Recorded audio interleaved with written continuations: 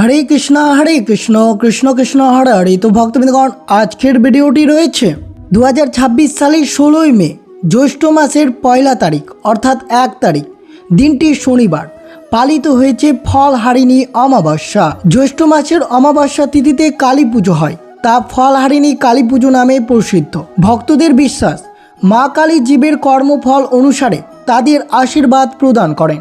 তিনি প্রসন্ন হলে জীবের দুঃখ দুর্দশা থেকে মুক্ত মিলে, পাশাপাশি জীবনে সুখ শান্তি সমৃদ্ধিতে ভরে ওঠে। জানা যায় যে এই শুভ দিনে রামকৃষ্ণ পরমহংসদেব ফলহারিণী কালী পুজোর দিনে সারদা দেবীকে পুজো করেছিলেন জগৎ কল্যাণের জন্য। 1280 বঙ্গাব্দে জ্যৈষ্ঠ মাসের অমাবস্যা তিথিতে ঠাকুর দক্ষিণেশ্বরে ষোড়শী রূপে পুজো করেছিলেন সারদা মাকে। পরবর্তীতে এই সময় কালী পুজো হিন্দু ধর্মাবলম্বীদের কাছে এই জ্যৈষ্ঠ মাসের অমাবস্যা তিথিতে ফলহারিণী কালী পুজো নামে পরিচিত, অর্থাৎ এই শুভ দিনে ফলহারিণী কালী পুজো হয়ে থাকে। এই অমাবস্যার বিশেষ গুরুত্ব রয়েছে। হিন্দু মতে বিশ্বাস করা হয় যে এই তিথিতে পবিত্রভাবে পুজো প্রার্থনা করলে শুভ ফল লাভ হয়, সঙ্গে সঙ্গে অশুভ কর্ম ফল নাশ হয়। এছাড়াও এই ফলহারিণী অমাবস্যা তিথিতে শ্রী রামকৃষ্ণ মা সারদা দেবীকে ষোড়শী রূপে পুজো করেছিলেন। ফলত বহু দিক থেকে এই ফলহারিণী অমাবস্যা বেশ তাৎপর্যপূর্ণ। তাই বিশেষ করে যদি আপনার পরিবারে সুখ সমৃদ্ধি এবং আপনার ভাগ্যের পরিবর্তন করতে চান, তাহলে এই 16 মে শনিবার দিনটি আপনাদের জন্য অত্যন্ত শুভ হতে চলেছে। কারণ এই দিনে যদি এই ছোট্ট গাছের শিকড়টি বা এই কয়েকটি গাছের শিকড় যদি আপনারা হাতে পরিধান করতে পারেন, তারও শুভ হতে পারে আপনার পরিবারের জন্য।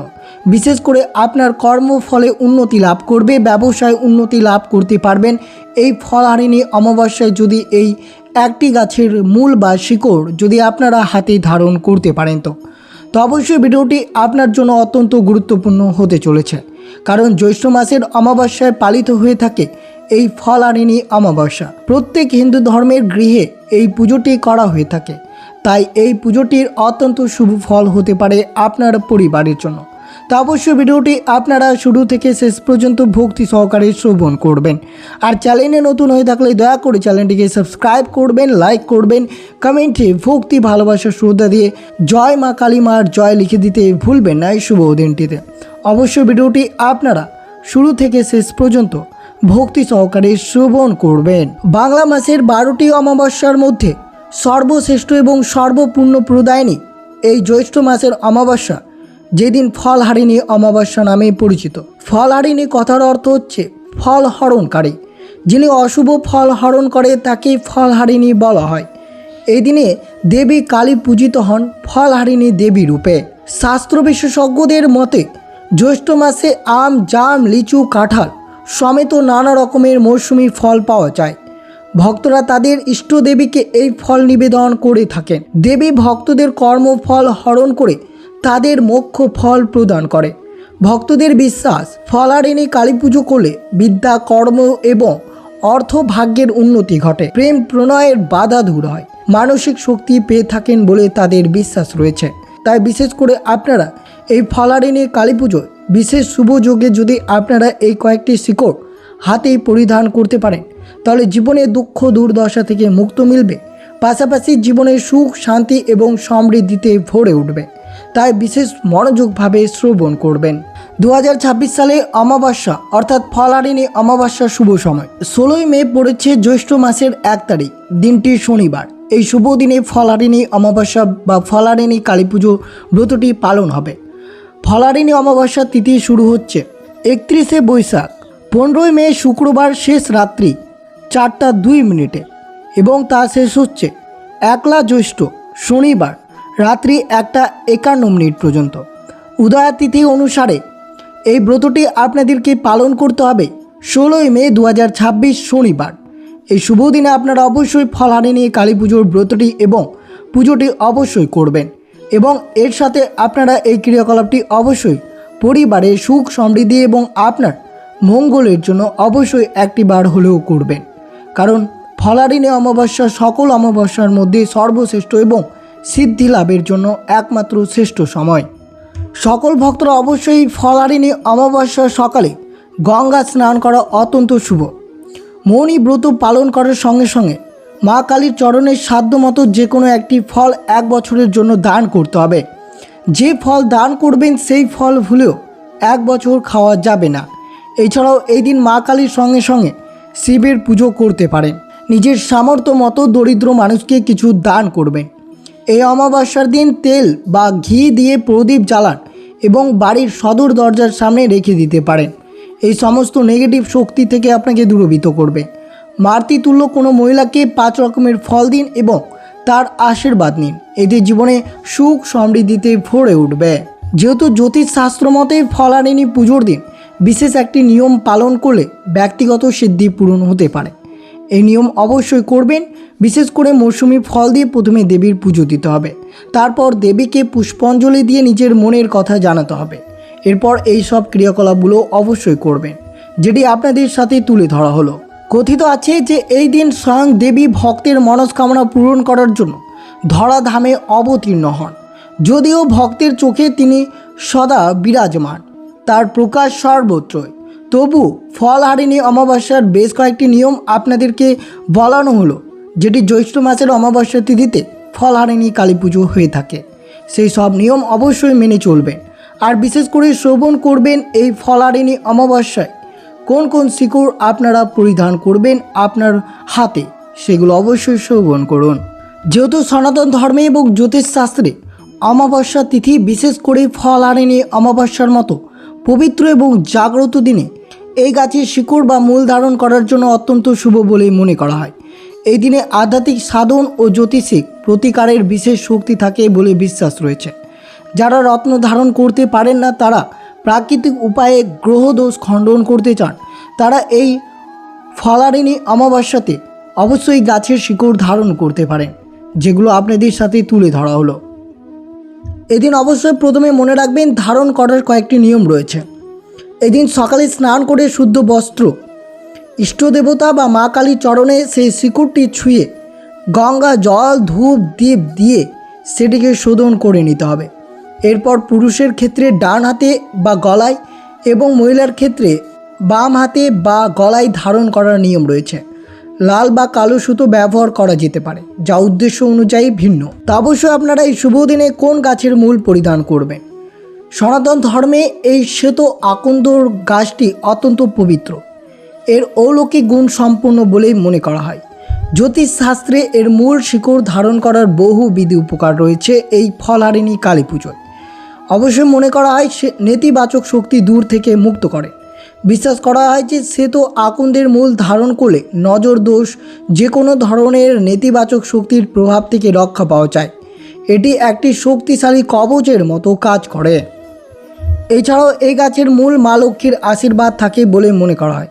এটি ধারণ করলে বা আলমারিতে বা ক্যাশ বাক্সে রাখলে আর্থিক অনটন দূর হয় এবং ঘরে শ্রীবৃদ্ধি ঘটে।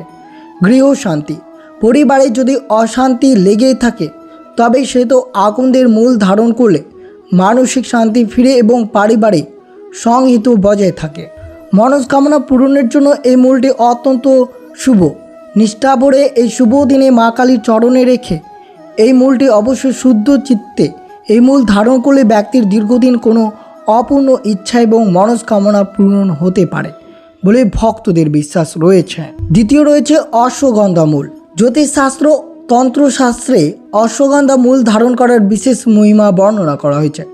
বিশেষ করে কেতু গ্রহের অশুভ প্রভাব থেকে মুক্ত পেতে এবং শারীরিক ও মানসিক শক্তির বিকাশে এই মূল অত্যন্ত কার্যকর বলেই মনে করা হয়। জ্যোতিষশাস্ত্রে অশ্বগন্ধা মূলকে কেতু গ্রহের রত্ন বা উপরত্ন হিসেবে ধরা হয়। যদি কারোর জন্মছকে কেতু অশুভ অবস্থায় থাকে তবে এই মূল ধারণ করলে মানসিক বিভ্রান্তি বা দুশ্চিন্তা থেকে মুক্ত পাওয়া যায়। অশ্বগন্ধা শব্দের অর্থ হলো ঘোড়ার মতো গন্ধ। বিশ্বাস করা হয় যে এই মূল ধারণ করলে শরীরে ঘোড়ার মতো বল এবং তেজ বৃদ্ধি পায়। এটি শরীরের ক্লান্তি অলসতা দূর করে এবং জীবন শক্তি বাড়তে সাহায্য করে। বিশেষ করে অবশ্যই মনে রাখবেন, যদি আপনারা এই ফলহারিণী অমাবস্যায় এই মূলটি বা এই শিকড়টি ধারণ করতে পারেন তাহলে অবশ্যই আপনার স্মৃতিশক্তির উন্নতি হবে বলে বিশ্বাস রয়েছে এবং নেতিবাচক শক্তি থেকে রক্ষা পাবে এবং মা কালী দেবীর আশীর্বাদ আপনার লেগেই থাকবে। কিন্তু বিশেষ করে এই শুভ দিনে আপনারা অবশ্যই মা কালীর চরণ স্পর্শ করে অবশ্যই লাল বা কালো সুতোয় পুরুষরা ডান হাতে এবং মহিলারা বাম হাতে ধারণ করতে পারেন বা এটি গলায় লকেট হিসেবে পরা যেতে পারে। এই বিশেষ দিনে এই বিশেষ ক্রিয়াকলাপটি অবশ্যই আপনারা করবেন, যেসব ক্রিয়াকলাপগুলো আপনাদের সাথে তুলে ধরা হলো। তো অবশ্যই আপনারা শ্রবণ করলেন এই ফলহারিণী অমাবস্যা বা ফলহারিণী কালী পুজোর দিন কোন কোন গাছের শিকড় আপনারা হাতে পরিধান করবেন, আর বিশেষ করে আজকের দিনে শ্রবণ করবেন এই ফলহারিণী অমাবস্যার ব্রত কথাটি, যেটি সকল ভক্তদেরকে একবার হলেও শ্রবণ করা উচিত। ফলহারিণী অমাবস্যা ব্রতকথা মূলত ভক্তি এবং নিষ্কাম কর্মফল ত্যাগের এক অপূর্ব কাহিনী।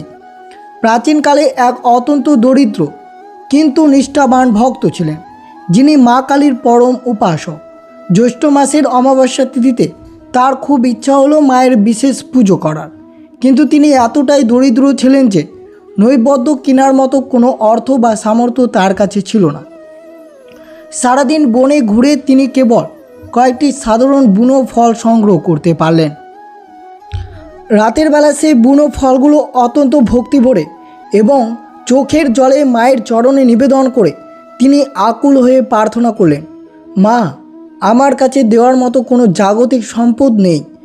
আমার জীবনের সমস্ত ভালো মন্দ কর্মফল এবং আমার এই ক্ষুদ্র আয়োজন আমি তোমার চরণে সমর্পণ করলাম। তার এই চরম ভক্তি এবং নিষ্কাম আত্মনিবেদনে মা কালী অত্যন্ত প্রসন্ন হন। তিনি জ্যোতির্ময়ী রূপে আবির্ভূত হয়ে সেই সাধারণ ফল পরম তৃপ্তিতে গ্রহণ করেন। মা তার সেই একনিষ্ঠ ভক্তের সমস্ত পাপ পুণ্য ও কর্মফল হরণ করে তাকে জাগতিক দুঃখ কষ্ট ও জন্ম মৃত্যুর চক্র থেকে চিরতরের মুক্ত দেন। যেহেতু মা এই তিথিতে ভক্তের নিবেদিত ফল এবং কর্মফল উভয় হরণ করেছিলেন, তাই এই দিনটি ফলহারিণী অমাবস্যা নামে পরিচিত। এই ব্রতের মূল শিক্ষা হলো, ঈশ্বর দামি নৈবেদ্য বা আড়ম্বর দেখেন না, তিনি কেবল দেখেন ভক্তের খাঁটি ভক্তি এবং অহংকার শূন্য আত্মনিবেদন রয়েছে কিনা। তো অবশ্যই আপনারা 16ই মে শনিবার এই ফলহারিণী কালী পুজোর ব্রতটি পালন করুন। তার সাথে এই শিকড় ধারণ করলে আপনার পরিবারের মঙ্গল এবং আপনার মঙ্গল অবশ্যই হবে। তো এই ছিল ভিডিওটি ভালো লাগলে অবশ্যই চ্যানেলটিকে সাবস্ক্রাইব করবেন, লাইক করবেন, কমেন্টে ভক্তি ভালোবাসা শ্রদ্ধা দিয়ে জয় মা কালী জয় লিখে দিতে ভুলবেন না। এবং ভিডিওটি আপনার আত্মীয় ভক্ত বা বন্ধুদের সাথে অবশ্যই শেয়ার করবেন। সুস্থ থাকবেন, সতর্ক থাকবেন। জয় শ্রীকৃষ্ণ, রাধে রাধে।